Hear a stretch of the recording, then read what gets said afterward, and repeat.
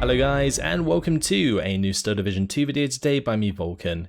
In this video I have for you the last of my first looks at the new divisions in the latest DLC, Tribute to D-Day.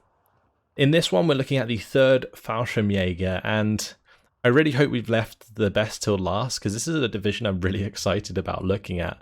It definitely reminds me of like super strong infantry play in Steel Division Nominee 44 as a very unique and powerful division that some of the best players use, and was something that Volhati, I don't know if you guys watched many of the old school Steel Division Nominee 44 tournaments, but Volhati made great use of the 3rd Fallschirmjäger infantry, and it was awesome to watch. So I'm interested to see how effective they are in Steel Division 2. If you'd like to read the description of the division, feel free to pause. I'm going to be jumping straight on in. So first impressions here, it's going to be quite a balanced division in terms of like card availability. Quite expensive anti-tank, anti-air and support in general. Obviously not many tanks. Loads of infantry cards available, but it is again quite expensive. Only 3 cards that are 1 cost, and the rest are going to be like 2 cost and 3 cost. So you're going to be using up a lot of activation points very quickly if you focus on the infantry tab. But let's jump on in anyway. So, new camo, awesome. Look at it. Oh, this guy with his Fallschirmjäger outfit and the FG42, that looks so cool.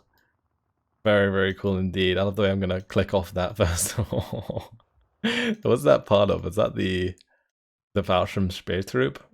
Yep. Cool. Alright, we'll start up with the Fallschirm Halfgrader. Let's see if they have any interesting units. Of course, the Keddengrad, because Keddengrad's awesome. But no, this is just a standard 2-man recon squad. It doesn't have any better transports per se. You've got the Fallschirm Scharfschütze. These are 3-man squads. Do they have any interesting transports? They can actually be brought in with the 251 recon half-track. But one thing I'm curious about is whether or not this G43 scoped will be better than your standard Kar98 sniper in terms of rate of fire. This could be actually really good if the rate of fire is increased compared to normal snipers. I don't remember the normal rate of fire for them. But yeah, very cool regardless. Very nice camo again. I think these models look the best so far out of all of the new divisions. And then we got the Fallschirm Spähtrupp. These guys have 2 FG42s. Now these FG42s, they have 600 meter range. So they're like mid-range engagement weapons, but they're slightly longer than rifles. So instead of like 500 meter range, they have 600 meter range. And I guess that's because they are the scoped variant of the FG42. They have exceptional stealth and the very high optics. That's honestly, these Fallschirm Spähtrupp could be pretty scary. I reckon they're going to do a reasonable amount of damage. Oh, look at this. Our good old friend, the SBW AB41. This thing was like a rushing monster in Steel Division Nominee 44. I don't think it's going to be as effective, unfortunately, in Steel Division 2. But does provide you with a strong autocannon-based armored car. So, yeah, I'm happy it's in the game, and it'll probably be used quite often, actually. Then we got Fallschirm Panzerabwehr. These are 10-man squads, and they have a machine gun. MG34, 5 G43s. Fallschirm Panzerabwehr before, I think, were just mainly like sort of short-range infantry with Panzerschrecks. But they've kind of made them into like a full-blown squad here of 10 men with the very good stealth. This is going to be a quite scary squad to deal with. Yeah, I like it. I like it a lot. Very cool. Okay, let's jump into the infantry tab. So first of all, we have the Luftwaffenjäger. Oh, nice. Okay. So it looks like they've incorporated some of these into the Fallschirmjäger. And these have the Kar98, MP40, MG15. Limited ammo for sure. And 2 fast baton, which aren't that great. But you do get a lot of them. You get 18 in Phase B, 24 in Phase C. They're forced to come in later on. You got the Luftwaffenführer, which can be brought in Phase B and C as well. And then we got the Fallschirmjäger. Look at that blue camo on that. Wow. That is one hell of a jacket right there, like a right royal blue going on. Again, with the 2 FG42s and 2 MP40s, I think this is going to catch out mid-range squads quite nicely. It really does depend how much damage this does, but yeah. When we get down to like Fallschirmjäger with the FG42s, oh boy. I'm really excited. Fallschirm Sturm Pioneers. Looks like these are just kind of similar to normal Sturm Pioneer squads, except from they have the 3 G43s. I think normal Sturm Pioneer squads these days have 5 MP40s as opposed to any G43s. Smoke grenades there. They're only 15 points. Oh no, never mind, they're 30 points. What am I talking about? I got the numbers mixed up there looking at the FACE availability. 30 points is actually quite expensive. Very expensive. But that's probably because they have the Raider trait. Right, over to the Fallschirmjäger. Now, expensive infantry is the forte of the Fallschirmjäger. And in this case, damn, 35 points, but boy do you get a hell of a mid-range infantry squad. So you've got the you got 2 MG34s, 6 G43s, and 2 FG42s. All of those can engage at like 500 meters. You can engage with every weapon. And that is going to be so damn good. These are going to be almost better than, well, yeah, probably just in general better than the units with MP44s like Sturmschützen. Yeah. Of course, when you get into the range of all the MP44s, it's a completely different matter. But like these being able to engage from further away is going to give them that jump on the enemy just that much quicker. And oh, I can already see like how effective these could be at 3-star veterancy in town engagements. Oh, it's gonna be so good. Damn. All right, enough of the nerdgasm. Let's move on. Fallschirm Pioneers.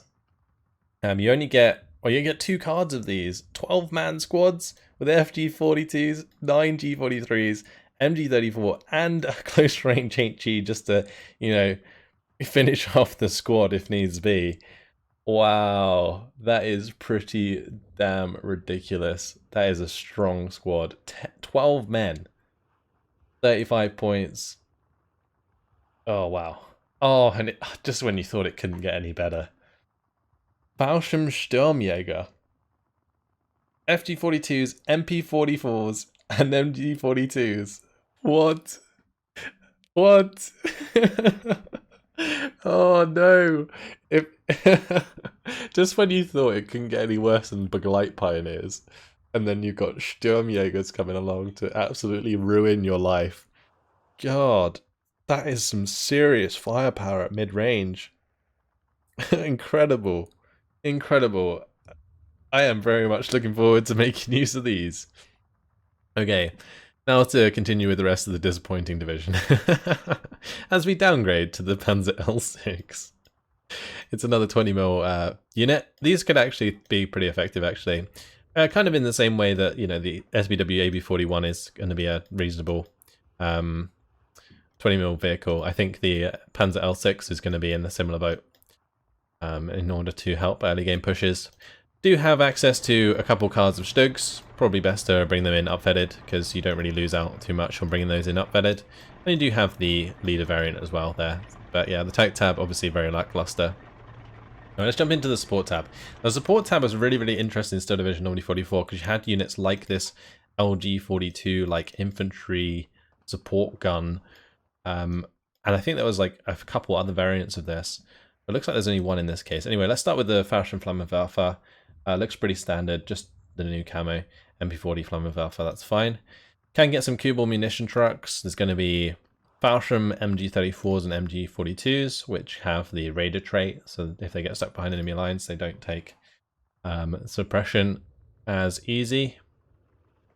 Yeah, this unit doesn't suffer suppression penalties when operating behind enemy lines. And we got 2 cards of Opel Blitz if you need them, and then the LG42. So this is like the Fallschirm Panzer's equivalent of an IG, but portable, that they were used to drop with. These have 105mm HE shells, and they actually have 4.1 damage, which I don't know if that's more than an IG, but it kind of seems like it. I think these could be pretty good. 10 round per minute rate of fire. AP shells, 100mm of penetration, 10 damage, 35% accuracy. This could actually be very scary at close range with 10 round per minute rate of fire. Okay. Interesting. I think, honestly, both of these cards could be used. Fallschirm Commandant. Cool. Looks very nice with his blue outfit on there. And we got a Motorcycle Command in Phase B and the Stoke 3 Command in Phase C. There's also access to the Stör 42. You can actually get 2 of these in Phase A. Okay, that's interesting. I think this is very much turning out to be almost a flatline so far as what I'm kind of seeing here. Doesn't quite have the need to be super aggressive because it has a lot of infantry to kind of draw out the enemy into the mid-game engagement, but it won't have the longevity of like heavier tanks on the opposite side. So yeah, I think it's probably going to be a flatline setup. But either way, we're over to the Pupschen. The Pupschen has 20 heat like rocket things. 200 millimeters of penetration with 10 damage. Only a 500 meter range though, 46% accurate. These are going to be deadly, and a good player who puts these in the right position could probably do a hell of a lot of damage. So I think, especially in 1v1s, we're going to see the third Fallschirmjäger used in a very interesting way. A lot more like sort of ambush playstyle, and then strong pushes with infantry. Fallschirm Panzerstrecks, of course, 2-man squads with Panzerstreck. We've got the Pak 41 Gerlich. This is the Pak 41. It doesn't have the ability to use rockets on the end of it, but does have 120 millimeters of penetration with 5 damage and 69% accuracy. That seems very strong. There's no way that 42 mil shell has 120 mil penetration with 5 damage. What? I guess it's like 1,000 meter range, but damn. That's ridiculous. Alright, then we got Pak 38s and Pak 40s. Yeah, there's some like crazy new units in this DLC that adds like a short range playstyle with some of these AT weapons and kind of rewards you for ambushing people. And I think that's going to be very obnoxious to play against, but also kind of a very cool new playstyle that's added to the game. Let's jump over to the anti-air tab. We do have some Fallschirm Flak 38s. Can these be brought with 20mm units? No, they can't. Oh, there's also the good old Schwimmwagen Flak 20. Yes. Yes, boys. Look at that. I love it. It looks so funny. But yeah, the Flak 20 mils, these would probably be preferable. More so, though, the Flak 36s and the 88s. You get a lot of 88s available. Got 3 cards of them and a Flak 36. So I think rather than relying on 20 mils, we'll probably see the 88s and stuff. Although it might be worth having a card of Flak 38s just for infantry support, honestly. Into the artillery tab. So first of all, Fallschirm Beobachter. We got the Fallschirm Barrierführer as well. And there's going to be the 81mm mortar. We've got the Geb 40 105. I think, this is already in the game, isn't it? I think this might already be in the game. But regardless, with 1 star variancy, this could be okay for sort of saturating an area over time. We've also got a card of 120mm mortars should you need them. And you've got 2 cards of off-map. One with the 210mm off-map, which is going to be reasonably good. And then the 380mm off-map, which is okay, but I think its sort of dispersion leaves it lacking in general. But yeah, the 210mm off-map will be really useful. Aircraft. All right, here we go. This is where like the Fallschirmjäger used to be relatively strong against like armored divisions because it had use of a lot of HS-129s. I don't think HS-129s are really near as strong as they were in Steel Division Normally 44. I think in Steel Division 2, the HS-129s really lack. But yeah, we're starting here with the ME-109 G8 recon aircraft. Don't think These are particularly useful, a bit overpriced for what it does, and has no firepower whatsoever with 2 machine guns. Not really going to be able to shoot down very much with it. There is the ME410. This ME410 could probably be used as a heavy fighter quite well. There isn't really much better. Oh, there is actually ME109 G6 R6s. So you'd probably use these for fighters rather than the ME410s, but the ME410s are very cheap. There is the Ju-88 S1. This comes with 50 kilogram bombs, but only 10 of them. Okay. I wouldn't really call that a heavy payload, if I'm completely honest. That seems absolutely trash. I don't think we're going to be seeing those used at all. The ME109 G6R2 with the 4 50 kilogram bombs, not particularly useful either. I don't think these do very much damage at all, and also they don't have the 20 mils under the wings, so they're not good fighters. So yeah, they basically fail at everything they're trying to do. I don't think these are going to be used too much either. These, however, could certainly be used. 2 500 kilogram bombs on the ME410A1s. That's going to be pretty nice. Availability kind of sucks, but I reckon Phase A or Phase B, dropping one of these could really help you break through an area. So this might be a nice choice. ME109 G6R6 is definitely my preferred choice of fighters in terms of the Axis side, at least. Just has that little bit extra firepower in the 20 mils that allows it to shoot down enemy attack aircraft quicker, which can be often quite important when it comes down to like IL-2s and stuff.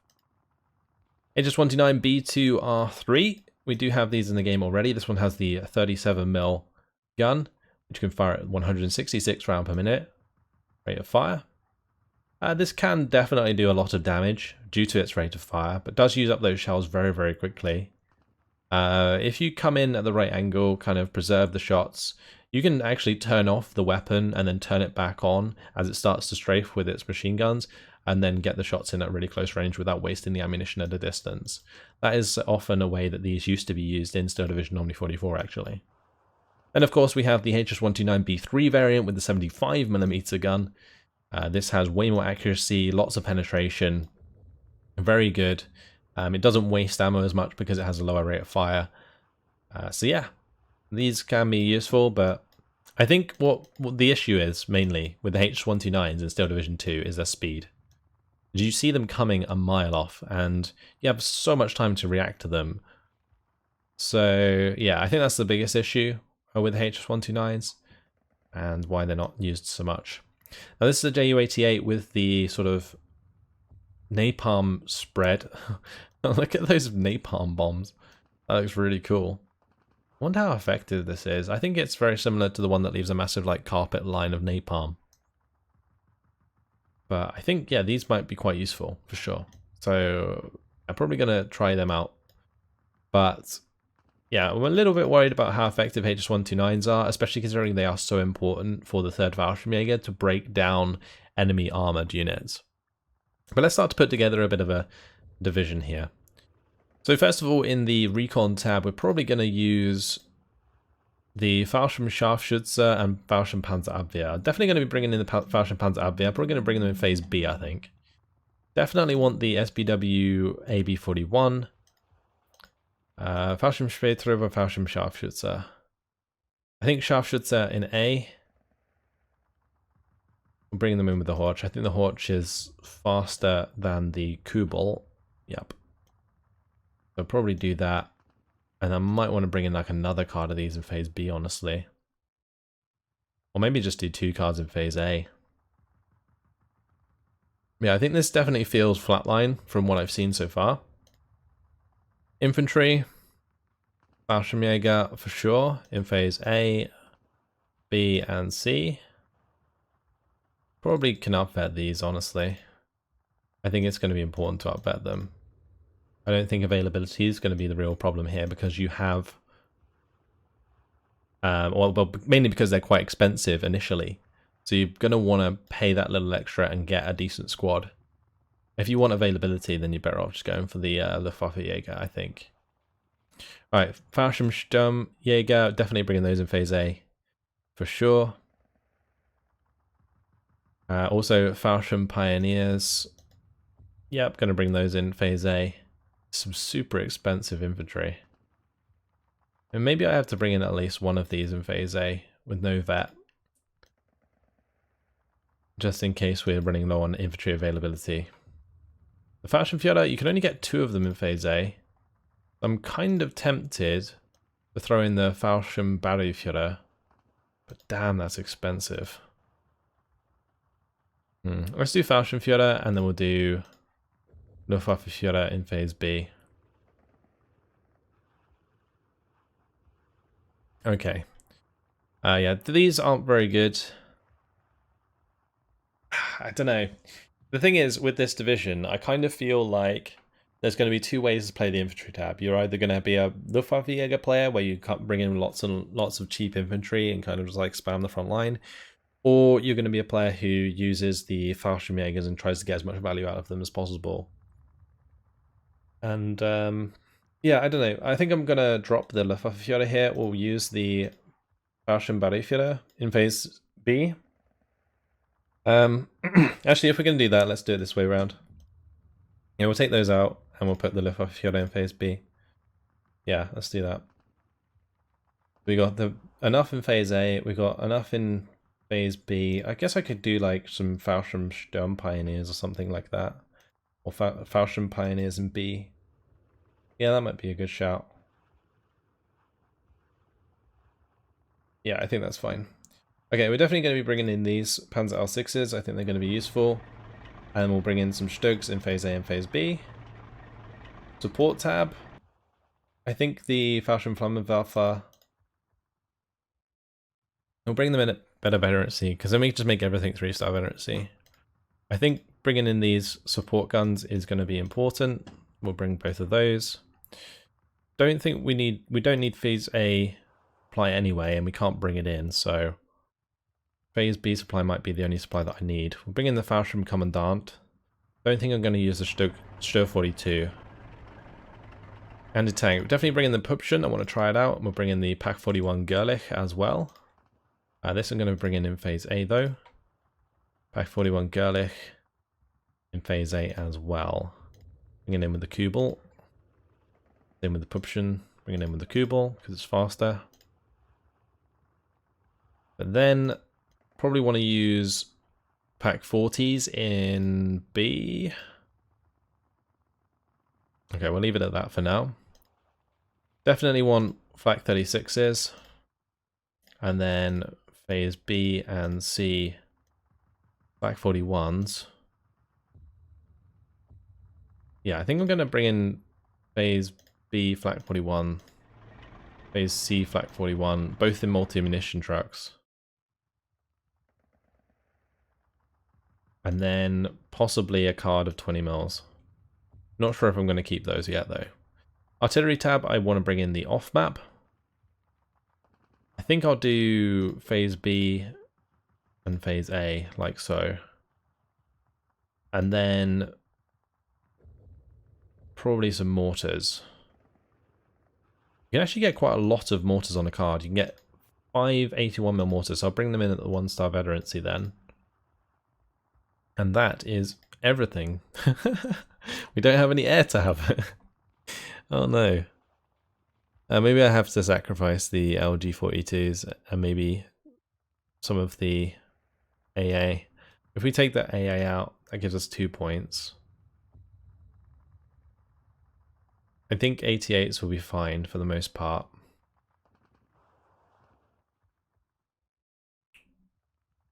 I really do want to keep these LGs. I think they're going to be really useful. The range on the HE is 1,500.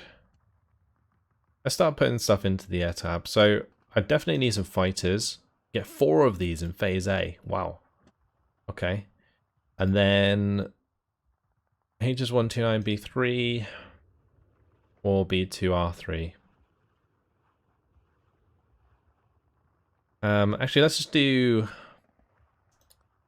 AU88S1 in phase B. Yeah, I'm gonna need a couple more points. Oh, that's gonna give us 3. I've built all of these divisions, like a lot of these divisions, with 49 out of 50 activation points. It's quite funny because most of my divisions normally hit the 50 out of 50. I guess if I adjust a little bit, I could probably squeeze that activation point in there somewhere, but I don't really think it's worth it at the moment. Just roughly putting these together. Right, looking through these, I think the ME410 is important. We'll probably move the Ju-88 Napalm to Phase A, and I'll also move. Let's do HS-129B3s in Phase B. Because I don't think we're going to have much chance to use aircraft after Phase B. And the HS-129 is kind of there to potentially snipe IS-2s, I guess, if you were up against them in this division. Because what are the other ways you can deal with an IS-2? You can Pupschen it, you can hit it with a Panzerfaust or a Panzerschreck, but that is about it. When saying that, it kind of makes me think that I probably don't even want a Pack 40. I probably just want to bring in Panzerschrecks. Because I don't see any way really to control open ground with this deck in general. You could maybe go for like artillery, mortar spam or something like that, but yeah, there isn't really a way to control the open with this division, just like it had the same issues in Steel Division Normally 44. And the thing is with the 6th Airborne on the Allied side is they don't really have that problem because they have access to Cromwells and Challengers, whereas you only have access to Stug 3s, and they have a very limited amount of penetration, especially against like late game Allied armor. So potentially bringing in Panzerschrecks might be a better choice, and just make sure that you play on like a close range area of the map. Yeah, something to think about. I'm probably not going to change it for now, and we're probably going to leave it there. I'm really, really excited to make use of the Fallschirmjäger. I think they're going to be really, really good. The Fallschirmjäger are going to be disgusting at the mid-range engagements. Fallschirm Pioneers also going to be really, really scary. Oh, this infantry tab makes me very excited. The Scharfschütze could also come in handy with the Fallschirm Panzerabwehr there as well. Yeah, I think this has a lot of potential for sure. We're going to leave it flatline. I'm going to leave it like that. I think I'll probably give this a go and see how we get on. But yeah, that's it. Hopefully you guys have enjoyed the video. And hopefully you've enjoyed these first looks at the divisions.